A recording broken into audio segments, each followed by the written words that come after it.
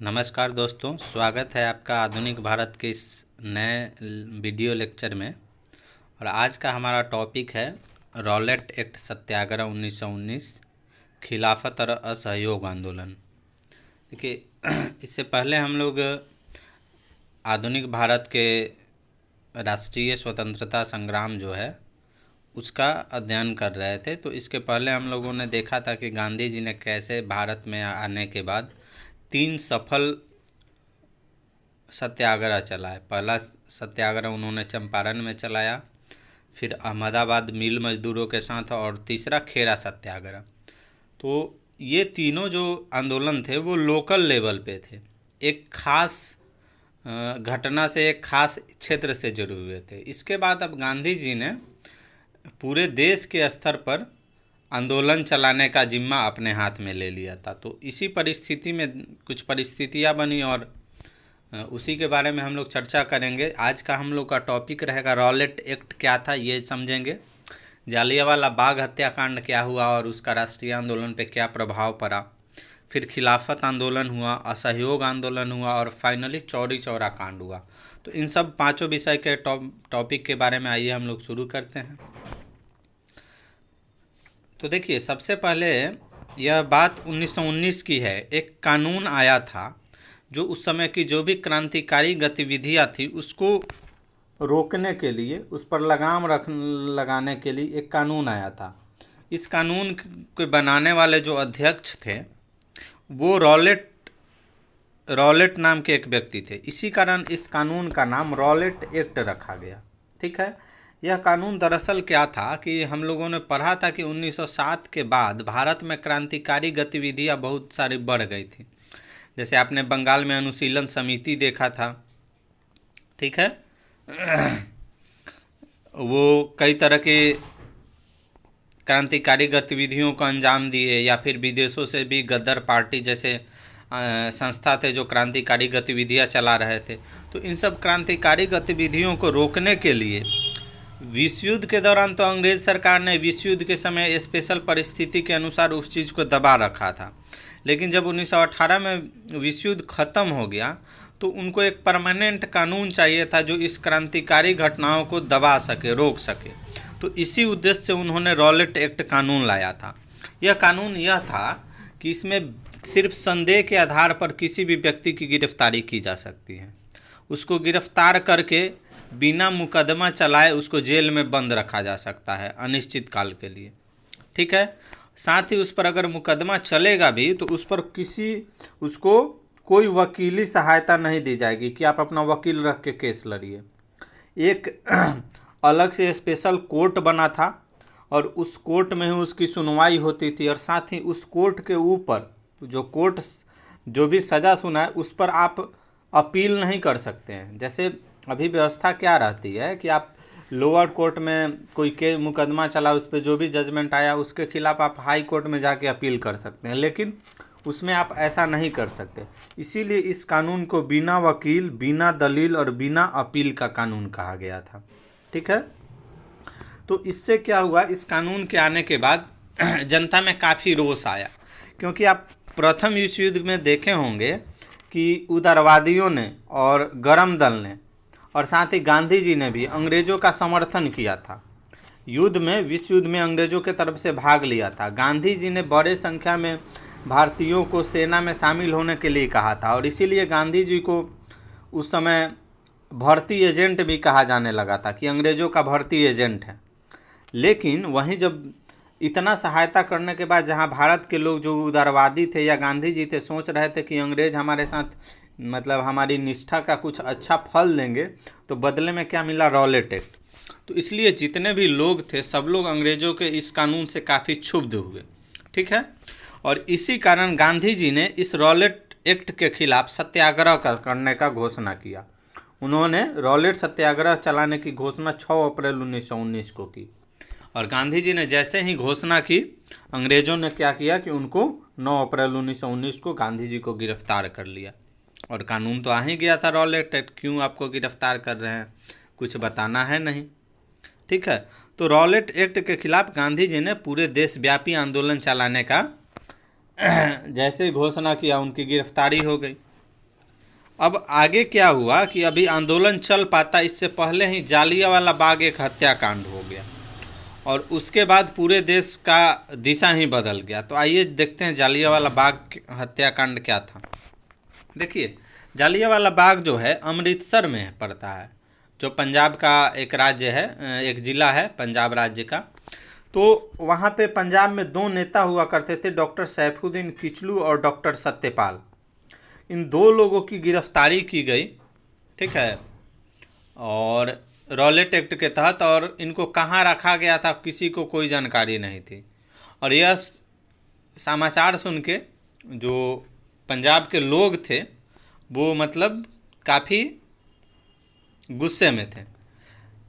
गांधी जी के गिरफ्तारी के बाद से ही पूरे देश में एक तरह से हिंसक घटनाएं शुरू हो गई थी और पंजाब भी उस समय काफ़ी हिंसक हो गया था। जगह जगह अंग्रेज़ों के खिलाफ प्रदर्शन होते थे, अंग्रेज़ों के साथ मारपीट होता था। तो इसी कारण क्या था कि पंजाब में मार्शल लॉ लगा दिया गया था, सैनिक कानून लगा दिया गया था। और उस सैनिक कानून को लागू कराने का जिम्मा वहाँ के जनरल डायर को दिया गया था। तो इसी दौरान क्या था कि एक तरह से वहाँ कर्फ्यू व्यवस्था थी, लोगों को बाहर निकलने, एक जगह इकट्ठा होने की अनुमति नहीं थी। 13 अप्रैल 1919 का दिन था। उस दिन बैसाखी का पर्व था। आप जानते होंगे पंजाब में बैसाखी काफ़ी धूमधाम से मनाया जाता है। जैसे हम लोग होलिका दहन मनाते हैं एक तरह से, उसी तरह वहाँ बैसाखी मनाया जाता है। तो उसी जालियांवाला बाग में बैसाखी का मेला लगा हुआ था और आस पास के गांव से बहुत संख्या में लोग इकट्ठा हुए थे।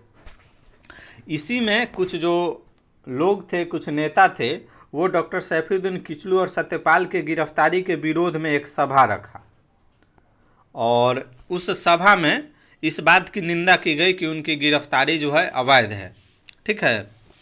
आप जानते हैं कि सैनिक कानून लागू था, तो जनरल डायर ने लोगों के इस इकट्ठा भीड़ को बोला कि ये लोग अवैध रूप से इकट्ठा हुए हैं और हमने जो कर्फ्यू लगाया है उसका उल्लंघन है।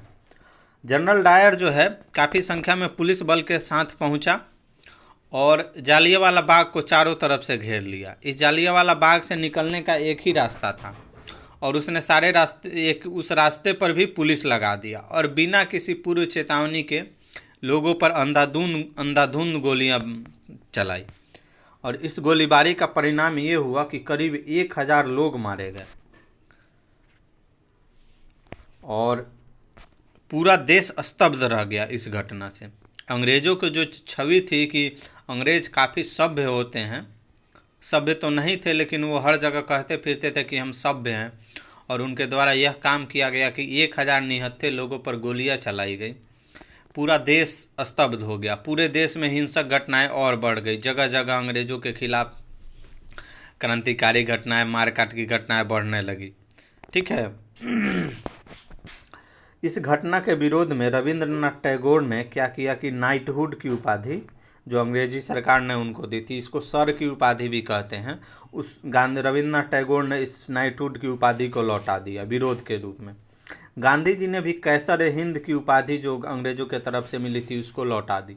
इनको ये कैसर हिंद की जो उपाधि है बोर वार में मिला था, जब ये दक्षिण अफ्रीका में थे तो अंग्रेज़ों और वहाँ के लोकल कम्युनिटी, लोकल जो जनजाति था बोर, उन दोनों के बीच युद्ध हुआ था और गांधी जी ने उस दौरान एम्बुलेंस सेवा प्रोवाइड की थी जो भी युद्ध के घायल थे।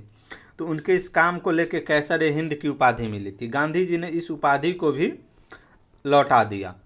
एक हमारे व्यक्ति थे शंकर नायर, जो उस समय वायसराय कार्यकारिणी के सदस्य थे। वायसराय कार्यकारिणी क्या होता था, जो भारत का शासन जो है वायसराय के हाथ में था, तो वो अपने काम करने के लिए कुछ लोगों का, जो आज के मंत्रिमंडल टाइप होता है, उस तरह का एक कार्यकारिणी बना हुआ था। तो उसी कार्यकारिणी के सदस्य थे शंकर नायर। उन्होंने इस्तीफा दे दिया। पूरे देश में क्या, पूरे विदेश में भी अंग्रेज़ों के और जनरल डायर के इस कृत्य का बहुत आलोचना हुआ, ठीक है। तो फाइनली अंग्रेजी सरकार ने दबाव में आके एक हंटर कमेटी का बनाया जो पंजाब में और जालियांवाला बाग हत्याकांड की जांच करेगा। इस कमेटी ने जांच करके यह रिपोर्ट दिया कि जनरल डायर ने जो भी किया वो काफ़ी गलत था। उसने अपने ड्यूटी को कुछ ज़्यादा ही सीरियसली ले लिया।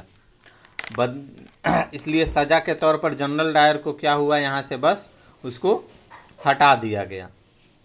वास्तव में क्या था कि अंग्रेजी सरकार जनरल डायर को एक और तो हंटर कमेटी के जांच के आधार पे उसको मतलब गलत ठहरा रही थी, दूसरी ओर जो वहाँ ब्रिटेन का जो बाकी अंग्रेज थे वो इस घटना के लिए जनरल डायर की प्रशंसा भी कर रहे थे।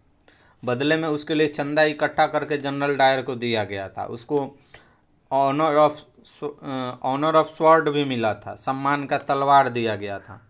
तो अंग्रेज़ों की ये दोगली नीति थी, ठीक है। एक और ये लोग उसको गलत भी ठहरा रहे थे और दूसरा और उसका महिमा मंडन भी कर रहे थे। कांग्रेस ने भी इस जालियांवाला बाग हत्याकांड के जांच के लिए एक गैर आधिकारिक जांच कमेटी बनाई थी। उसके अध्यक्ष हमारे मदन मोहन मालवीय जी थे। इसमें और भी सदस्य थे, गांधी जी वगैरह सदस्य थे। ये जो हंटर कमेटी बनी थी इसमें भी 3 भारतीय लोग हंटर कमेटी में भी थे, बाकी तो अंग्रेज ही थे। फाइनली क्या हुआ कि एक उधम सिंह नाम के व्यक्ति थे, उन्होंने लंदन में जाके जो पंजाब का गवर्नर था वो डायर, उसकी हत्या कर दी थी।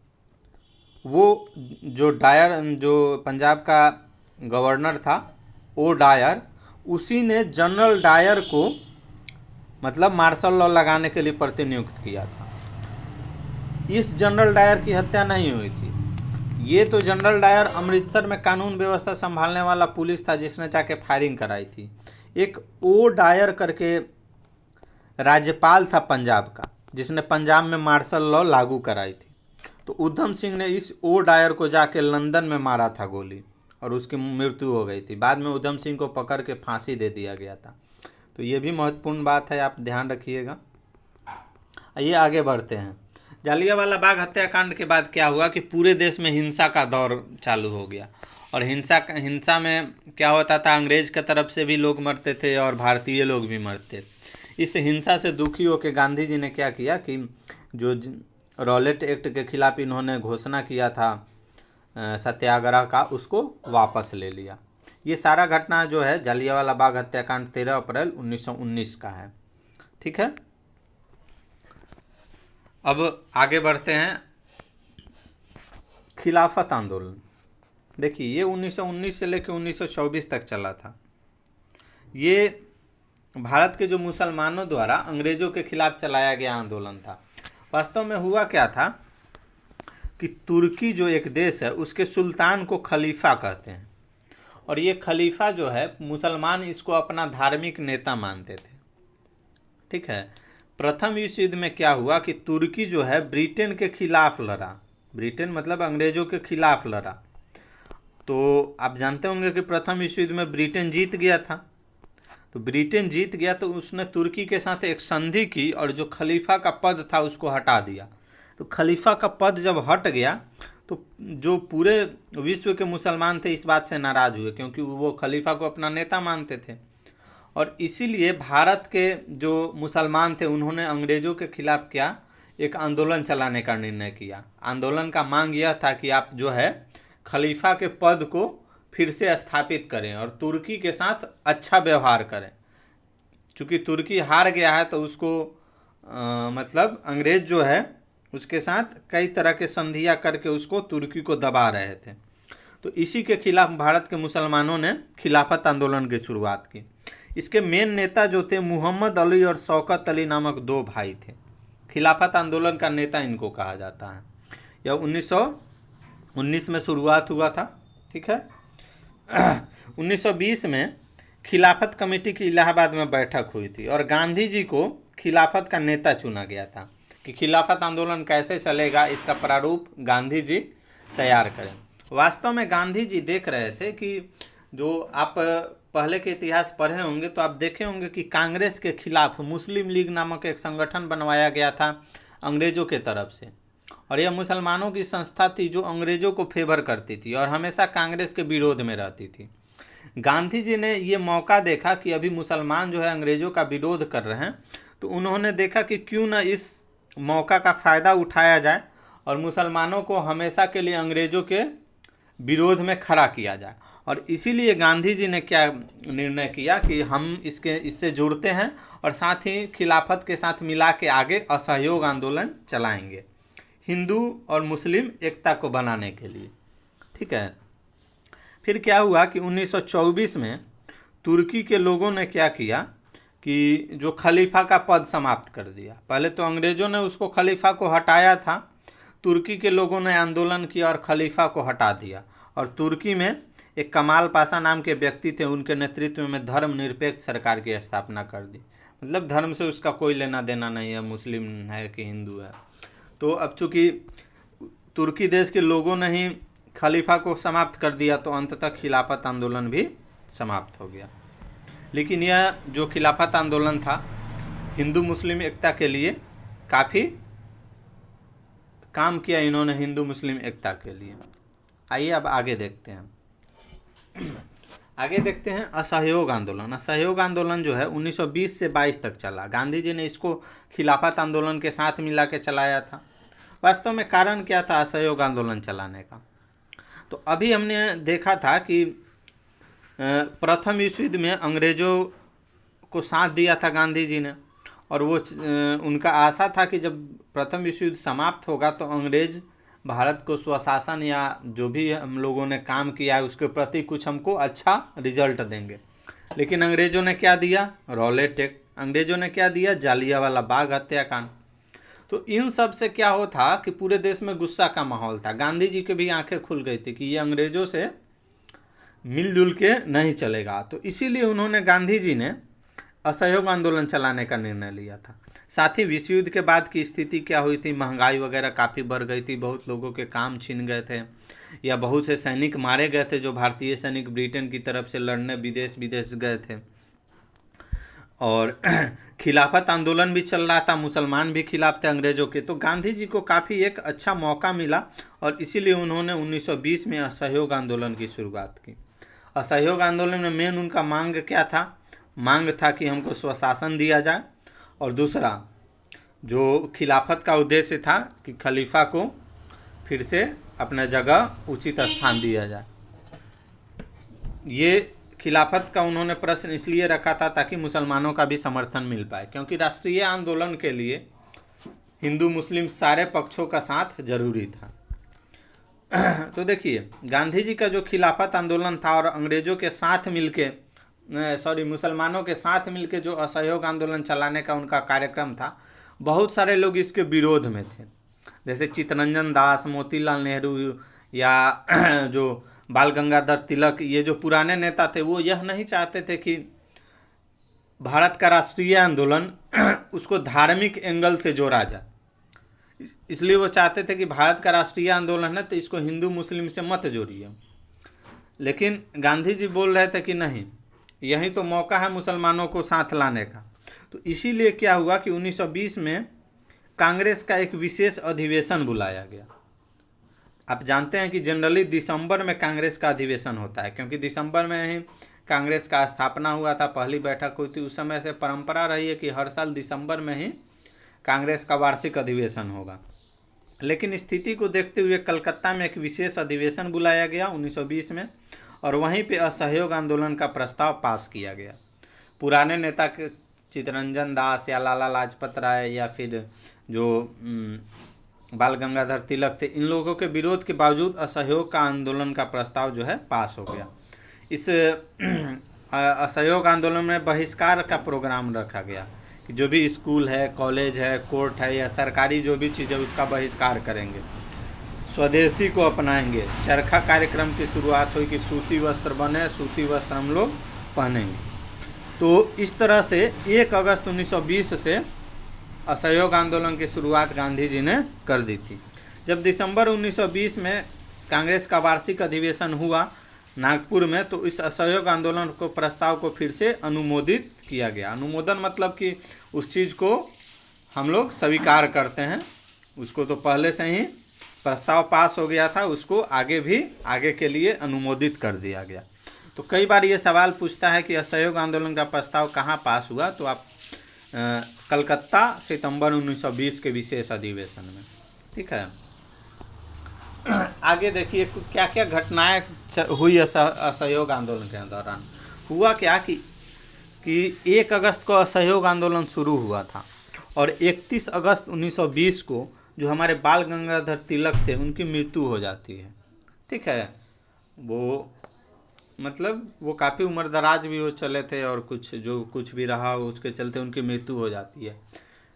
तो उनके सम्मान में एक तिलक स्वराज फंड बनाया गया था असहयोग आंदोलन चलाने के लिए, और इस तिलक स्वराज फंड में लोगों से मांगा गया कि इसमें असहयोग आंदोलन को चलाने के लिए दान दीजिए। काफ़ी कम समय में करीब 1 करोड़ रुपया इकट्ठा हो गया था। उस समय के ज़माने में 1 करोड़ रुपये मायने रखता था। ठीक है, तो तिलक स्वराज फंड असहयोग आंदोलन के दौरान चलाया गया। साथ ही इस असहयोग आंदोलन में छात्र काफ़ी संख्या में भाग लिए, और ये छात्र क्या कर रहे थे, जो भी सरकारी कॉलेज था, ठीक है, या सरकार के स्कूल थे, अंग्रेजी स्कूल, उसको छोड़ के ये लोग असहयोग आंदोलन में आ रहे थे। तो नेताओं ने सोचा कि इन छात्रों का पढ़ाई और भविष्य बर्बाद ना हो, इसके लिए उन्होंने क्या किया कि पूरे देश में जगह जगह नेशनल कॉलेज तथा विद्यापीठ की स्थापना की। ये कॉलेज और विद्यापीठ पढ़ाई का केंद्र हुआ करते थे। ठीक है, यहाँ पे बच्चों को पढ़ाया जाता था, डिग्रियाँ दी जाती थी। तो ऐसे ही बंगाल में भी बंगाल नेशनल कॉलेज की स्थापना हुई, जिसके प्राचार्य बने थे सुभाष चंद्र बोस। वैसे ही बिहार में भी बिहार विद्यापीठ और बिहार नेशनल कॉलेज की स्थापना हुई थी। बिहार विद्यापीठ की स्थापना 1921 में हुई थी और इसका उद्घाटन करने खुद गांधी जी आए थे पटना। ये जो बिहार विद्यापीठ बना था, इसके प्राचार्य राजेंद्र प्रसाद बनाए गए थे। जो कुलपति थे ब्रजकिशोर प्रसाद को बनाया गया था, और जो कुलाधिपति थे मजहरुल हक बने थे। ठीक है, तो ये भी इम्पोर्टेंट है बिहार के दृष्टि से याद करने के लिए। साथ ही असहयोग आंदोलन चल रहा था तो गांधी जी के विचारों से प्रभावित होकर उसी दौरान कई तरह के किसान आंदोलन भी देश में चलने लगे। जैसे उत्तर प्रदेश के इलाके में अवध किसान आंदोलन और एक्का किसान आंदोलन उसी असहयोग आंदोलन के दौरान चलाए जा रहे थे। ये भूमि कर इत्यादि से रिलेटेड था और जमींदारों के खिलाफ ये चल रहा था। साथ ही एक काफ़ी फेमस विद्रोह मोपला विद्रोह जो केरल के मालाबार तट पे हुआ था, उसी असहयोग आंदोलन के दौरान हुआ था। यह खिलाफत आंदोलन से काफ़ी प्रेरित था। वास्तव में मोपला और मालाबार तट में स्थिति यह थी कि मोपला जो थे वो मुसलमान किसान थे और वहाँ के ज़मींदार जो थे हिंदू थे, और ज़मींदार किसानों का शोषण कर रहे थे। इसीलिए वहाँ पे एक तरह से कम्युनल राइट हो गया, मुसलमानों और हिंदुओं के बीच हिंसा फैल गई। और चूंकि ज़मींदारों का अंग्रेज़ों का समर्थन प्राप्त था, तो फाइनली जो किसान थे उन्होंने अंग्रेज़ों के खिलाफ भी आंदोलन किया। तो ये मोपला आंदोलन काफ़ी फेमस रहा है। उसी दौरान एक अकाली विद्रोह भी हुआ था पंजाब के इलाके में। आप जानते हैं अकाली लोग जो होते हैं सिख समुदाय का एक भाग है। तो ये जो 3-4 विद्रोह थे ये असहयोग आंदोलन के समकालीन थे। असहयोग आंदोलन काफ़ी जोर शोर से चल रहा था। गांधी जी ने असहयोग आंदोलन के बारे में कहा था कि अगर यह आंदोलन ऐसे ही चलता रहा तो 1 साल के अंदर अंग्रेज़ों को देश छोड़ के भागना पड़ेगा और भारत को आज़ादी मिल जाएगी। लेकिन इसी दौरान गोरखपुर में एक चौरी चौरा कांड हो गया। वास्तव में चौरी चौरा जो है वो यूपी के गोरखपुर ज़िले का एक जगह है। यहाँ पे क्या हुआ कि असहयोग आंदोलन के लेके लोग प्रदर्शन कर रहे थे सड़कों पे। तो उस प्रदर्शन पे वहाँ की पुलिस ने गोली चलाई और उस गोली में क्या हुआ कि कुछ लोग मारे गए। इसके बाद भीड़ क्या हुई, बेकाबू हो गई। उसने चौरी चौरा नामक जगह का जो थाना था उसमें आग लगा दिया।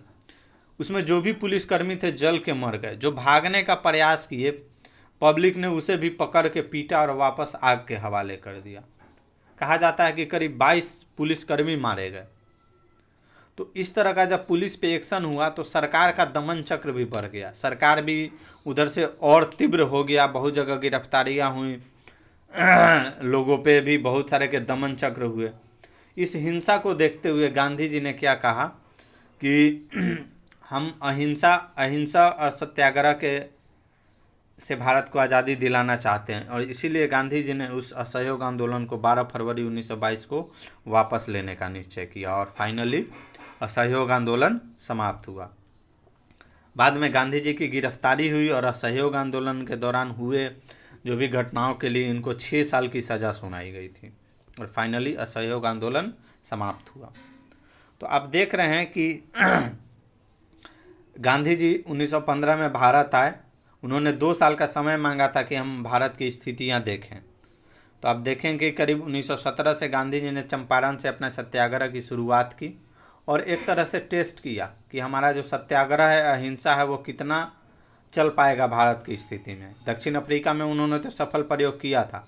तो इनका जो चंपारण सत्याग्रह, अहमदाबाद और खेरा सत्याग्रह तीनों सफल रहा। तो उसके बाद गांधी जी ने पूरे देश के लेवल पे पहला सत्याग्रह की शुरुआत की रॉलेट एक्ट से। रॉलेट एक्ट के खिलाफ उन्होंने जो सत्याग्रह किया था पूरे देश के लेवल पे ऐलान किया था, ठीक है। और उसके बाद उनका सबसे बड़ा जन आंदोलन, पहला सबसे बड़ा जन आंदोलन रहा असहयोग आंदोलन। इसमें जो हिंदू मुस्लिम एकता दिखी थी वो न पहले कभी दिखी थी और न कभी बाद आपको देखने को मिलेगी, क्योंकि खिलाफत के प्रश्न पे हिंदू और मुस्लिम काफ़ी एकजुट थे। साथ ही साथ असहयोग आंदोलन में छात्र, किसान, मजदूर सब लोग जुड़े थे। महिलाएं भी काफ़ी संख्या में भाग ली थी। वकील और जो मध्यम क्लास थे, जो मध्यम क्लास का मतलब जो नया नया पढ़ा लिखा वर्ग था, उसने असहयोग आंदोलन में काफ़ी योगदान दिया। और आप जितने भी बिहार के बड़े बड़े नेता या अन्य क्षेत्रों में भी जो नेता देखे होंगे जो आगे चल के राष्ट्रीय आंदोलन का नेतृत्व किया, जैसे राजेंद्र प्रसाद, ब्रजकिशोर प्रसाद, सुभाष चंद्र बोस, ये लोग नेता इसी समय मतलब मेजर हाईलाइट में आए। इनको गांधी जी के रूप में एक अच्छा नेता मिला जो सबको लगा कि नहीं, ये कुछ सही डायरेक्शन में ले जा रहे हैं। क्योंकि इससे पहले जो आप जानते हैं उदारवादी भी फेल थे, उग्रवादी भी फेल थे और क्रांतिकारी विचारधारा के जो लोग थे वो छिटपुट घटनाएं कर रहे थे और लोग उनसे जुड़ नहीं पा रहे थे।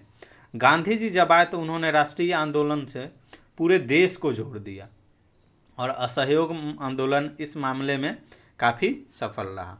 आशा करता हूँ कि ये जो टॉपिक है समझ में आया होगा। कैसा लगा वीडियो कमेंट करें। धन्यवाद।